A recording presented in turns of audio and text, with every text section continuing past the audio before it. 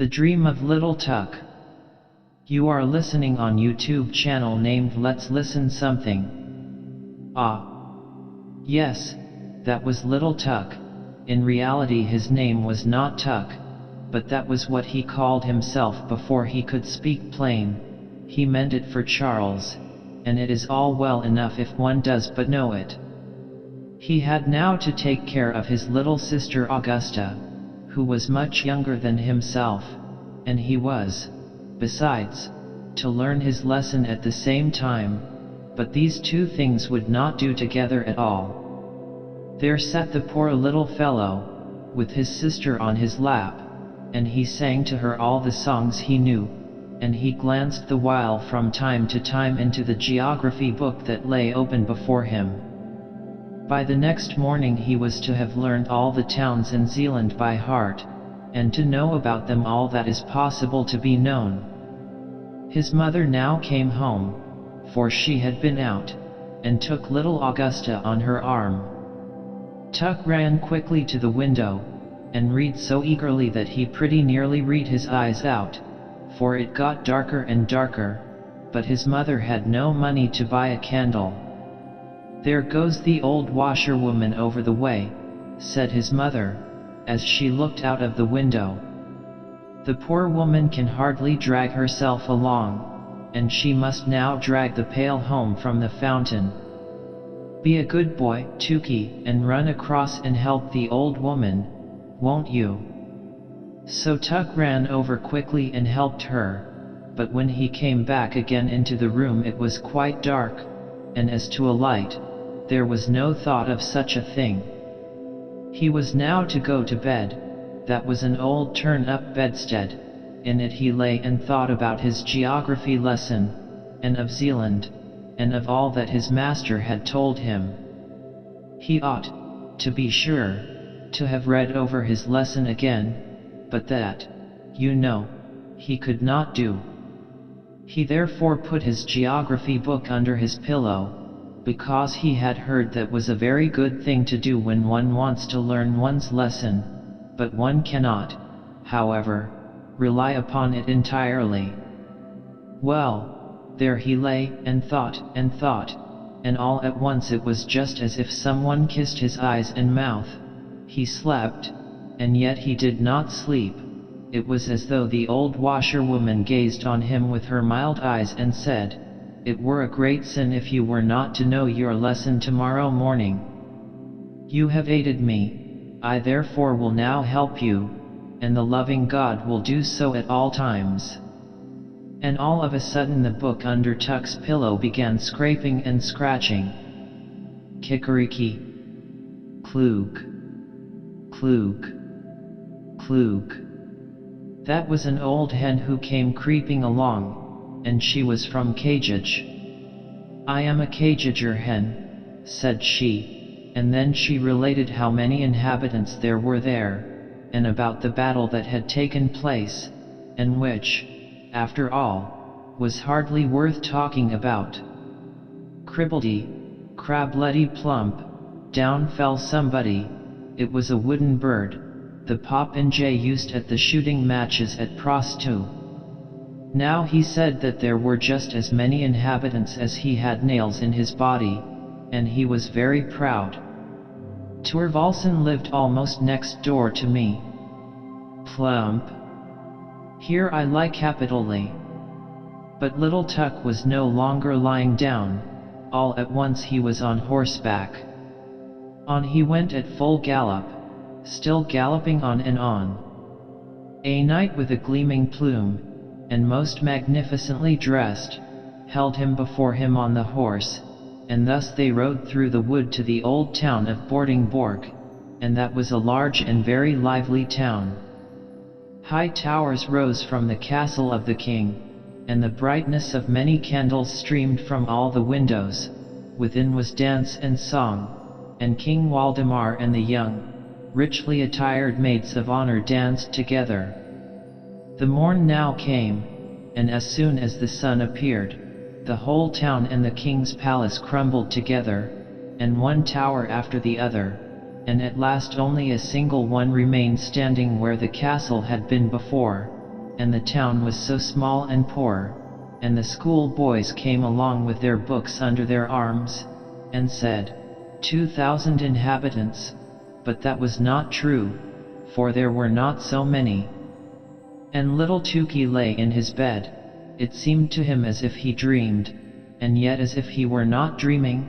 However, somebody was close beside him. Little Tukey! Little Tukey! Cried someone near. It was a seaman, quite a little personage, so little as if he were a midshipman, but a midshipman it was not. Many remembrances from Corsair. That is a town that is just rising into importance, a lively town that has steamboats and stage coaches. Formerly people called it ugly, but that is no longer true. I lie on the sea, said Corsair, I have high roads and gardens, and I have given birth to a poet who was witty and amusing, which all poets are not. I once intended to equip a ship that was to sail all round the earth, but I did not do it, although I could have done so, and then, too, I smell so deliciously, for close before the gate bloom the most beautiful roses. Little Tuck looked, and all was red and green before his eyes, but as soon as the confusion of colors was somewhat over, all of a sudden there appeared a wooded slope close to the bay, and high up above stood a magnificent old church, with 2 high-pointed towers. From out the hillside spouted fountains and thick streams of water, so that there was a continual splashing, and close beside them sat an old king with a golden crown upon his white head. That was King Hroar, near the fountains, close to the town of Roskilde, as it is now called. And up the slope into the old church went all the kings and queens of Denmark, hand in hand, all with their golden crowns, and the organ played and the fountains rustled. Little Tuck saw all, heard all. Do not forget the diet, said King Hroar. Again all suddenly disappeared. Yes, and whither? It seemed to him just as if one turned over a leaf in a book. And now stood there an old peasant woman, who came from Sorrow, where grass grows in the marketplace. She had an old grey linen apron hanging over her head and back. It was so wet, it certainly must have been raining. Yes, that it has, said she, and she now related many pretty things out of Hallberg's comedies, and about Waldemar and Absalon, but all at once she cowered together, and her head began shaking backwards and forwards, and she looked as she were going to make a spring. Croak! Croak! Said she. It is wet, it is wet, there is such a pleasant death-like stillness in Sorby. She was now suddenly a frog, Croak, and now she was an old woman. One must dress according to the weather, said she. It is wet, it is wet. My town is just like a bottle, and one gets in by the neck, and by the neck one must get out again. In former times I had the finest fish, and now I have fresh rosy-cheeked boys at the bottom of the bottle, who learn wisdom, Hebrew, Greek. Croak.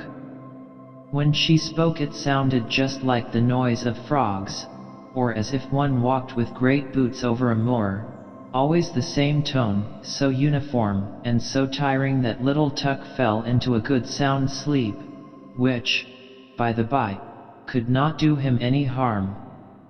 But even in this sleep there came a dream, or whatever else it was.